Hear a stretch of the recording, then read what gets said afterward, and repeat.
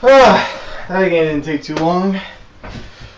Let's see what to review next. I got Zoid's Battle Legends, Van Helsing, King Kong, Monsters House and the GBA. I don't know. I think I can find. Whoa! You. No. I'm not playing. I will never play you. No, I won't. No. No. Okay.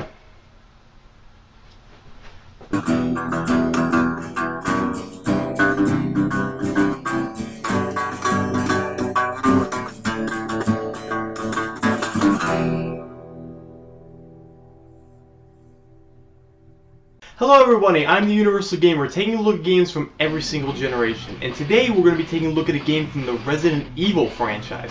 Now I know what you're asking, Eugene, what are you going to review? Are you going to review Resident Evil 4, Revelations? Are you going to review Code Veronica? Nah. We're going to go way back, all the way back to the OG Resident Evil games and take a look at Resident Evil Survivor. Now, if you watch my show, you know I review games that I consider to be underrated or forgotten. But with this time, we're going to take a look at a game that I think definitely should have been forgotten. This is considered by many to be the worst Resident Evil game of all time. And, let's find out why. For nearly 20 years, Resident Evil has been one of the most successful franchises in the survival horror genre. And if you grew up on any console except for the original Xbox, you know Resident Evil, and you probably played at least one game in the series. Some would even say that Resident Evil birthed the modern survival horror genre. Now I know that Alone in the Dark and Sweet Home, which was also made by Capcom, came out first, and those were survival horror games, but I gotta say, I think Resident Evil is better than both of these games, and has definitely aged better than both of them. But whether you like it or not, it's Capcom's biggest franchise with 23 games under its belt. Though the quality and love for the series has been all over the place in recent years, with great games like Resident Evil 4, Revelations 1 and 2, to the not so great Resident Evil 5 and 6. Plus, you can't forget the spin-offs to the Resident Evil series like the Mercenaries 3D game, Chronicles games, Resident Evil Gaiden, and of course, we have Resident Evil Survivor. As I said, this game is considered to be the worst Resident Evil game out of all of them. Now, I never played Gaiden, which I've also heard is bad, so I'll have to take the reviewer's word for it. But this one, I'll tell you everything you need to know.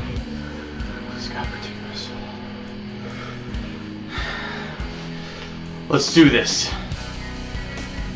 Our main protagonist for this Resi game is Vincent, a mysterious man with a lost memory. In other words, he's as bland as toast, and yes, I was serious about the lost memory situation. I really don't have much to say about Vincent. He's not that interesting of a character. He doesn't kick ass like Jill or Chris or spout out dumb lines like Barry. He just exists, and he could have been replaced with pretty much anybody. But to be fair, I was interested at first to find out what happened to him, but as I dug deeper, I found nothing. Just nothing that you couldn't have seen coming a mile away. And I wouldn't be complaining so much, but if you're going to go to the trouble of writing a full-on story with files to look at and full-on cutscenes, you need to put more personality into your hero, and that lost memory BS is not going to cut it. I mean, honestly, this is some of the laziest storytelling I've ever heard. I couldn't even imagine what they were thinking when writing this.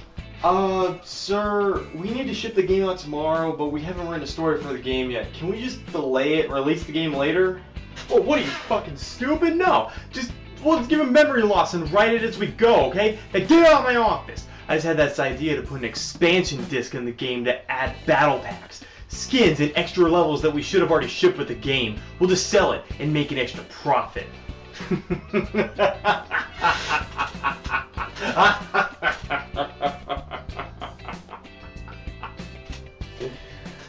Oh, I'm a douchebag. Yeah, that's probably how it went. The story for Survivor starts out with a man attacking a helicopter with our hero inside, forcing it to crash, and in the aftermath of the crash, our hero loses his memory. So it's up to you to find out who he is, uncover the mysteries behind Umbrella, why was he there, and stop the zombie hordes along the way. And just like any other Resident Evil game, there are files you can read, doors to unlock with keys, and guns that you need to find. I'm just going to tell you guys right now, the story sucks. There's no sense of urgency for you, and any motivation other than, who am I? I better go find out. It's just generic. Freaking-neric. But hey, a shitty story is something that you can forgive if the gameplay is awesome, so does Survivor have awesome gameplay and controls? When you think about old Resident Evil games, your mind immediately turns to fixed camera angles, tank controls with locked doors that need keys, and puzzles you need to solve. And if you're expecting anything like that in this game, you will be sadly disappointed. This game plays like a first-person shooter. You heard me right. A first-person Resident Evil game. Now I know that the original Resident Evil was intended to be a first-person shooter, so at first I thought, this could be really cool. Maybe this was the Resi game they always wanted to make. Nope. The controls are god-awful. Now, they aren't the worst I've ever played, but could have used some serious tweaking. You move this one around with either the D-pad or the analog, depending on which controller you have. But even if you pick analog, you cannot turn the camera with the right stick. Instead, tilting the right analog moves you in and out of menus, and I'm sure the devs were high off their ass when coming up with this idea. Once you're in the menu, you have access to your guns, ammo, herbs of different colors to heal and protect you from poisons, and you use your map, so it really seems like a more legit Resident Evil experience. To shoot your gun, you have to hold the R1 to bring up a crosshair that you can move with the left stick and shoot by pressing the X button. And you know what? This ain't that bad for the zombies, and it stays true to the other Resident Evil games. So, I'll let it pass. Being that this is a Resident Evil game, you would expect to just run around and shoot zombies. And you do. But that's not all. You also get the chance to fight off crows, hunters, dogs, spiders, and even Umbrella soldiers that sound a lot like tigers, but I'm guessing they were going for monkeys given the length of their arms. Now this may sound really cool, but it's not really that appealing to shoot the zombies, or anything really. There's no feel of power when firing your gun, so everything becomes a chore. Enemies take too many hits to go down with your standard pistol, and body parts don't even fly off, which is a huge letdown for the series. Another problem are the zombie types. They were all you reused from previous Resident Evil games. I think there were only like 5 in total, and the frame rate takes a huge drop if you get 3 or more on the screen. The most persistent villain, who will not leave you alone, is Mr. X from Resident Evil 2. He appears later in the game as sort of a persistent boss, but I'm going to show you something that takes away all of that tension.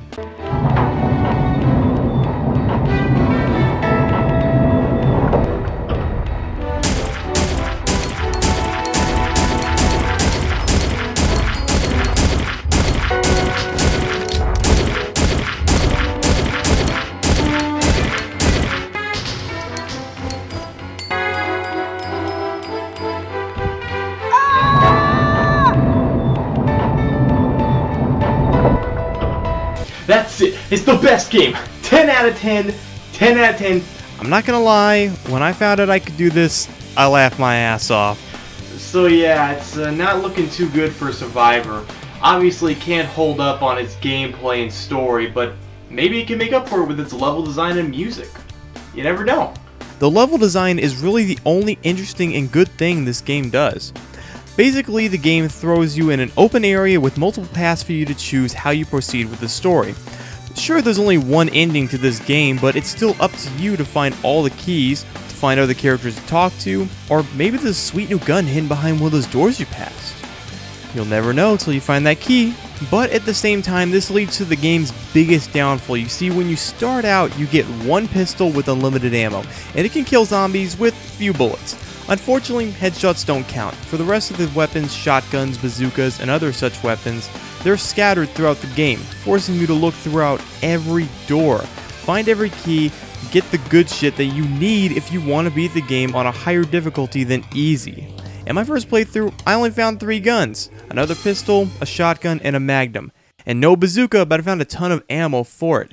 Now I know I could have gone back and looked for it, and I would have if it weren't for one slight annoyance. The enemies respawn every time you re-enter a room. And did I mention how boring it is to shoot zombies? This game is so shitty, I didn't want to suffer any more than I had to, so I just left them there. And that's another punishment for this game. It pretty much just discourages you from backtracking to find the good shit for how boring it is to shoot the zombies. The music is some of the worst I've ever heard in any horror game. Though it tries to set a creepy atmosphere, it comes off as just cheesy, and there are even some tracks that are out of tune. I mean, if you can't even bother to keep your music in tune, then you know you fucked up. And honestly, the voiceover for the characters feels a little quiet in comparison to the guns, walking, and all other sounds.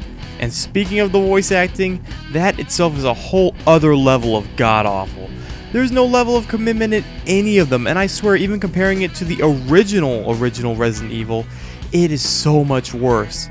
Yet at the same time, it has a charm that matches the goofiest lines in Resident Evil and feels more like a bad B-movie. And honestly, I'm kind of a sucker for a bad B-movie. Oh god, who the fuck am I kidding? There is nothing redeemable about this shitty game. Let's just move on to the cons already. God's sake. Now as for cons, wait, what the hell am I talking about? This whole game is nothing but one big con. Nearly everything about this game has a problem. The graphics are jittery and worse than any Resi game, and since this game came out after Resident Evil 3, this is completely unacceptable. The music just sucks and completely fails at whatever it was trying to do. The gameplay is boring. It's too easy and incredibly repetitive. And the story? Oh my god, is a fucking joke. Nothing engaging or interesting ever happens, save for the end fight, which is a complete throwback to the original Resident Evil. And since you will never play this game, I'm going to spoil the end fight for you right now. Once you've uncovered the mysteries of Umbrella and recovered your memory, you get the alarm telling you you have to get off the island before it explodes. And just before you escape in a helicopter, you fight a tyrant ripoff. And while his design is kinda cool, this boss ain't shit. You just run to the end of the room, quick turn, pop a few shotgun shells in him, rinse, repeat. However, he has a second form that looks absolutely badass, as if the tyrant ain't Venom. This boss battle is a little harder since he's faster and now has a throw move, but if you have enough magnum and shotgun shells, he will go down faster than you can say Resident Evil 6. You kill him, hop in the helicopter, and everything is okay. Or is it? The tyrant jumps on the helicopter and he tries ripping you into pieces, leading into what may be one of the coolest moments in Resident Evil history. Please, enjoy. Get down!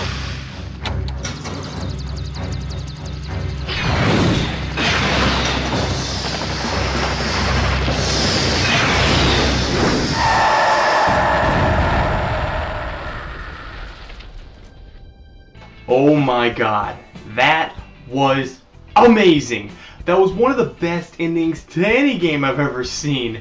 It's too bad the build-up wasn't worth it. There, I'd have saved you guys $20 and a few hours of your life. Also, there's no save feature or passwords for this game. If you want to beat it, you have to go through the entire game in one go. You do get a limited amount of continues in case you die, but once you turn this game on, you gotta be ready to marathon it, because turning it off will reset everything. One more complaint I have, and I wasn't gonna put it here because I wasn't sure if it was a bad thing, but screw it. Do you want to know how long it took me to beat this game? 5 hours? 4 hours? Nope. The game took me 1 hour and 18 minutes. How the hell do you get away with releasing a game this shitty with this many problems and it's not even an hour and a half? Oh my god, does this game have anything going for it? If not in its gameplay, does it at least have an interesting history? Well, yeah, actually the history of this game is somewhat interesting, but wrapped in stupidity at the same time. The game was developed by Tosei Software, who have quite an interesting history with Nintendo. They developed the Game & Watch series, all of the Dragon Ball Z Super Butoden games in Hyper Dimensions. They made Ultimate Ghosts and Goblins for the PSP, a ton of Dragon Quest games, and if you want to talk Resident Evil, not only did they make this horrible piece of shit, but they actually developed Resident Evil Mercenaries 3D and Resident Evil Revelations. I guess they finally found out how to make a good Resident Evil game. Tosei has been known by many as a ghost developer, as they usually don't put their names on the games they make, which is why it was hard for me to find out who made this game. I'd say it's a pretty cool thing to do, but at the same time, you gotta think they did it because they didn't want to take credit for some of the shit they made.